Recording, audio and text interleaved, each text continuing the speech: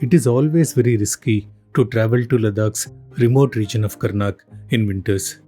Setting out from the Sokar Lake, we have to cross the 5000 meter Yerla Pass to reach Tat, the home of the Kharnak Nomads. The Yerla Pass can have a lot of snow during the winter months. And even if the road was cleared a few days back and the weather is clear, heavy winds can deposit snow on the road, making it very risky to cross the pass, especially if you're traveling alone and there is no one around to help you if you get stuck in this remote and desolate place. I took a gamble this winter to go to Karnak and managed to cross the Yerla Pass without much issues. All that risk to visit Karnak was worth it, as I got to participate in not one but two rare migration events of the Kharnak Nomads.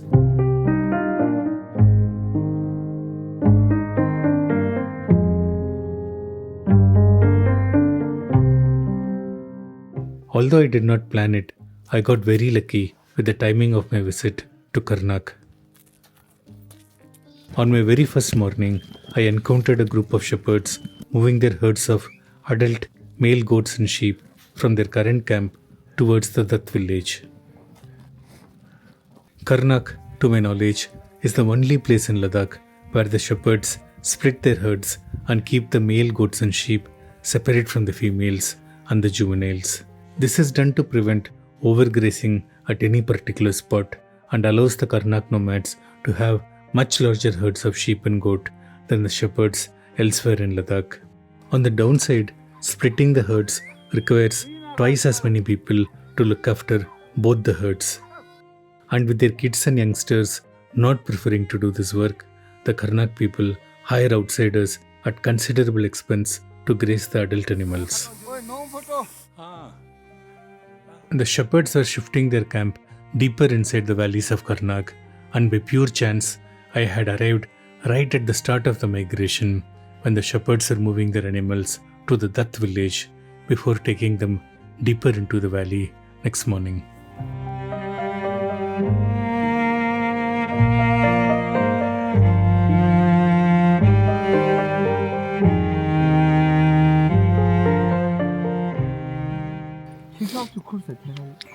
ये 3 घोड़ा पूरा किसका है? एक आदमी का है सामान?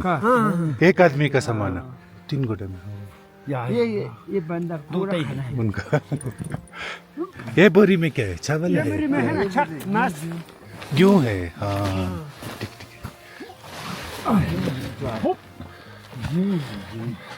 गेहूं है गेहूं। The shepherds set out early the next morning in two batches. The first batch of shepherds set out with their herds of sheep and goats. They will go slowly, allowing the animals to graze along the way. The second batch of people set out on horses loaded with all the provisions needed at the new camp for the next month or two. They would walk fast with the horses, planning to reach the camp early in order to clean it and set it up for the other batch of shepherds who would be arriving late in the afternoon. I joined the horsemen and walked with them to the camp, which was around 13 kilometers deeper inside the valley from Dutt.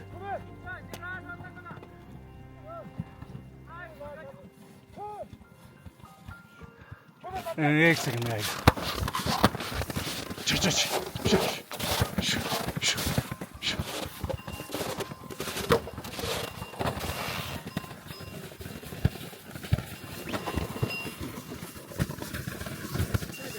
टेढ़ा हो गया। ओ हाँ ओ टूट रहा है।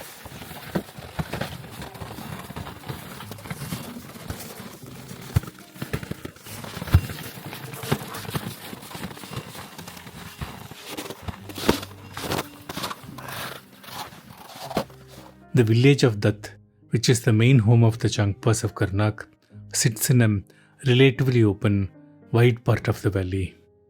The landscape was very typical of Changtang, with no trees and very sparse vegetation consisting mainly of grass. But the longer we walked towards the newer camp, the landscape started changing dramatically.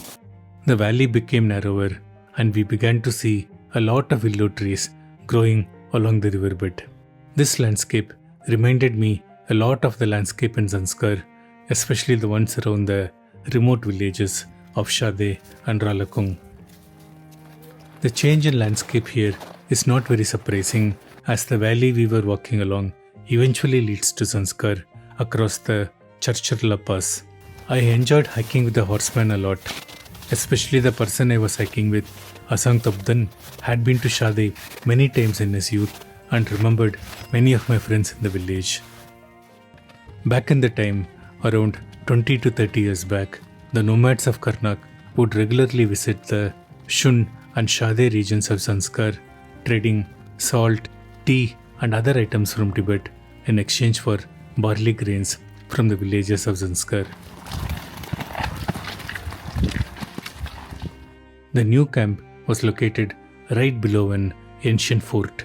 The name Kharnak is comprised of two words, Kar meaning fort and Nakpo meaning black.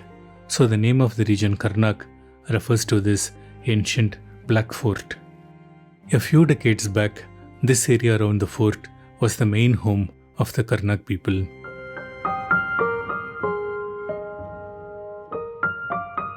They lived more settled lives back then, growing barley and other crops along with raising sheep and goats. खेती पहले पहले तो है हाँ आजकल नहीं करते हैं पहले तो खेती ये खार में बहुत है पहले जमाने में तो अभी इस वक्त तो खार में पहुंच कर अभी खेती करने की शुरू करते हैं ना हाँ हाँ ठीक है हाँ हाँ Slowly the villagers stopped farming and veered towards a more nomadic way of life. And they shifted their homes from the village near the fort to Dutt, which is the new home of the Kharnak Nomads. पहले तो खेती ये खार में बहुत है अभी अभी तो नहीं कर सकता है ना वो जंगली घोड़ा से खा जाता है और ये है ना लद्दाख से खा जाता है हाँ हाँ वो जंगली घोड़ा है ना मैं सोचा आदमी कम है इसलिए नहीं जंगली घोड़ा की वजह से आदमी के लिए भी है सर हाँ हाँ पहले तो स्कूल में नहीं देता है ना लड़का लोग अभी स्कूल में लड़का लोग देता है फिर उधर एक बैठता है इधर एक बैठता है फिर एक ही ऐसी बड़ा मुश्किल है Back at the camp, the Karnak pub unloaded the supplies from their horses and set them free to graze nearby. The horses got spooked when I flew my drone near them and ran away in panic.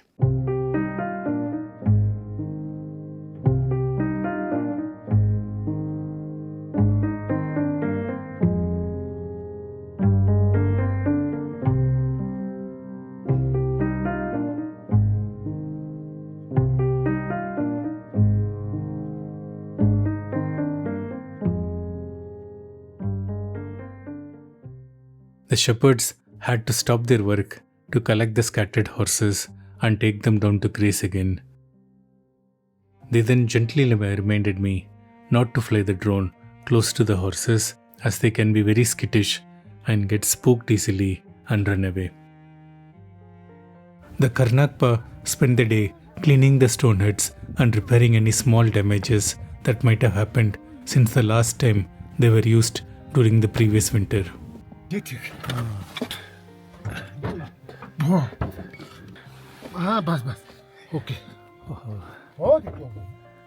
Most of the shepherds who stay here at this camp are the people hired by the Kharnak Nomads to look after their animals during the winter months.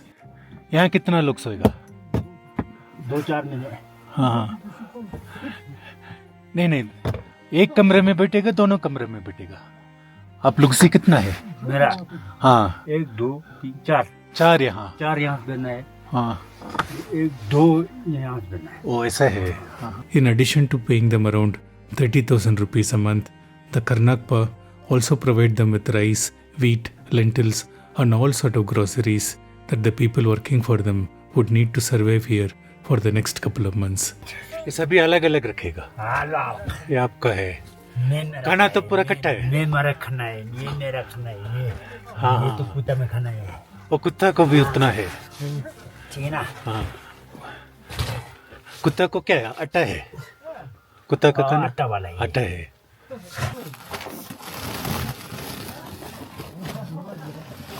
ये ओ वाला battery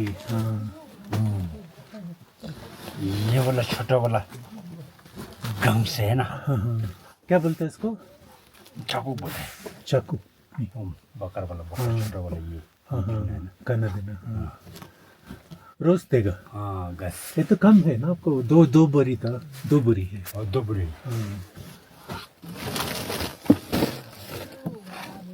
फिर वो लोग सामान लेकर आएगा कंड्रप। हाँ 2 बोरी कितना दिन आएगा?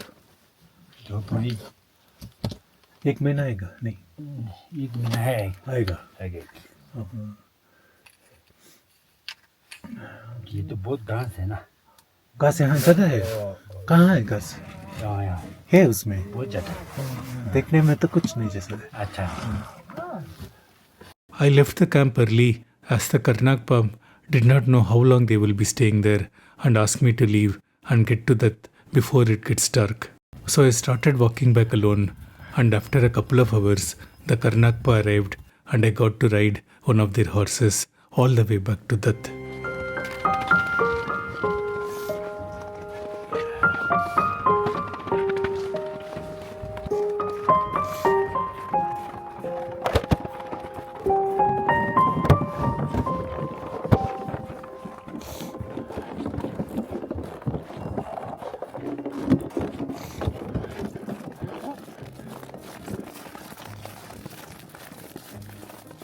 A couple of days after moving the adult animals to the winter camp, it was then time for the Kharnak Nomads to move the rest of their animals to their main winter grazing grounds at the Smartse valley. Smartse is where the nomads of Karnak would be spending their peak winter months with their families and the rest of their animals. All the nomads of Karnak, the men, women, and children, would shift from their homes in the village of Dutt to their winter grasslands at Smartse and stay there for the next couple of months until the start of spring. I went to Smartse 2 days before the planned moving date to spend some quiet time in the valley, and I also wanted to be there when the nomads came early the next day to clean their shelters and make them ready before moving in for the winter.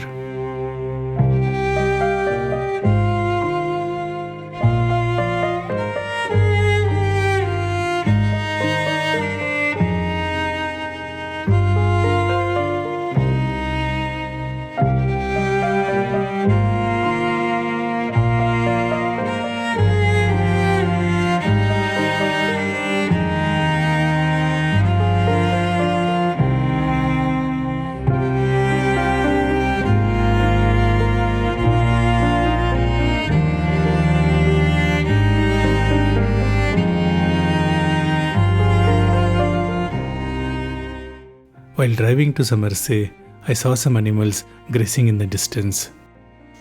I'm just driving to Smartse, and I've seen my first herd of argali, Tibetan argali. Actually, saw some kiang first grazing there in the mountains, and something looked like a herd of sheep. I didn't know what they were. So yeah, I took out my camera, took a closer look, and they were argali. So yeah, I'm so happy to spotted my first herd of argali, but they're very far away over there, all the way over there on this mountain slopes. Yeah, very far away. So yeah, but yeah, at least the first look is done. Maybe next time I'll get a closer look at them. The next morning, the Kharnak Nomads came to Smartse to get the camp ready for their families.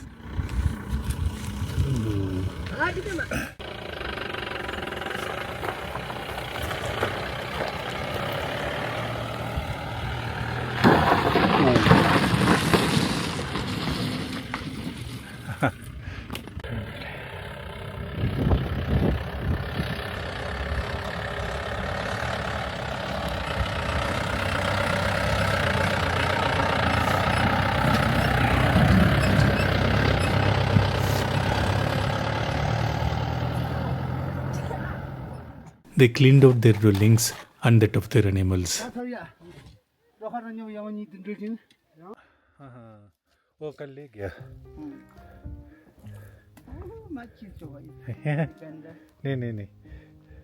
The nomads left by late afternoon but I stayed back in Smartse, waiting to capture the nomads moving their animals into the valley the next day.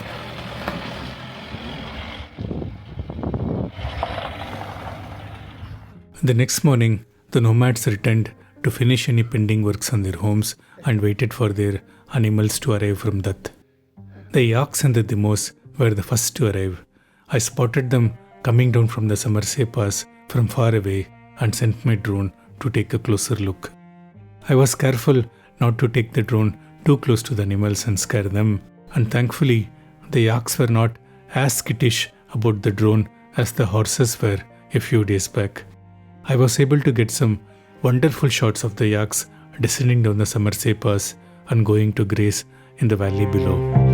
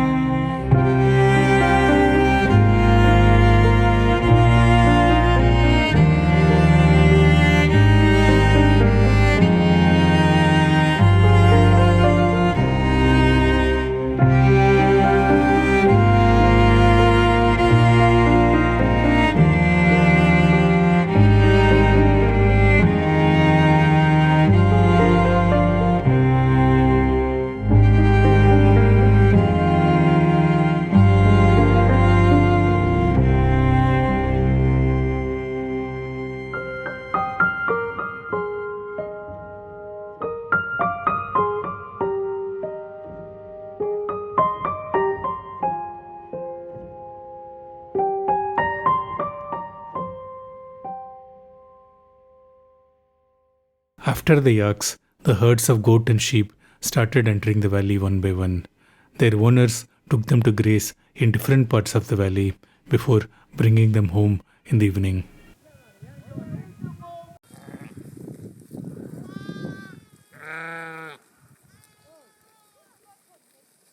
After spending the entire day grazing, the goats were brought back to the camp in the evening.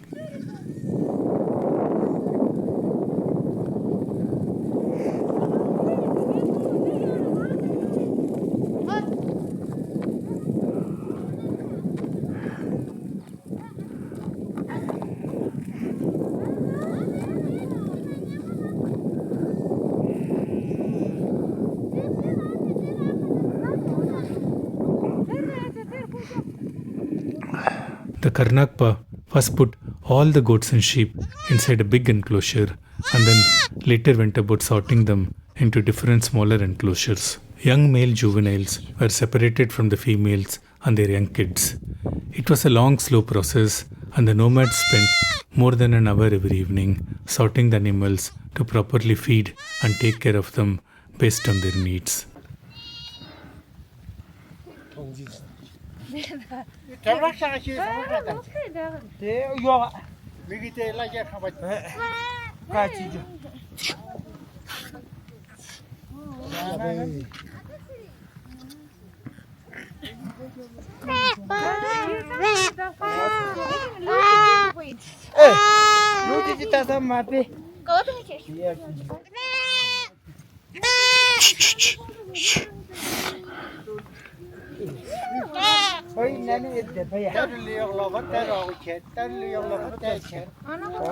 Finally, after the goats and sheep were sorted and sent to their enclosures for the night, it was then time for the villagers to round up and bring their yaks and dimos to the camp.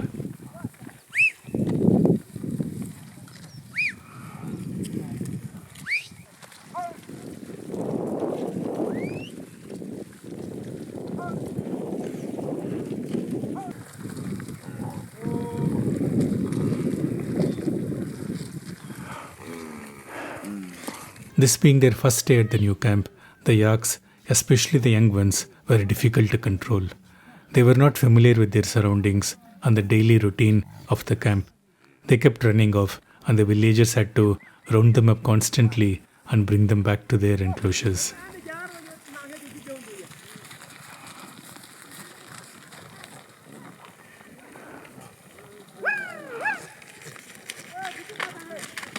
It would take a few days for the animals to get settled into the rhythm of the winter camp at Smartse. I could not spend a lot of time at Smartse as the valley did not have any network connectivity and I was not sure when the next spell of snowfall would arrive and block the roads.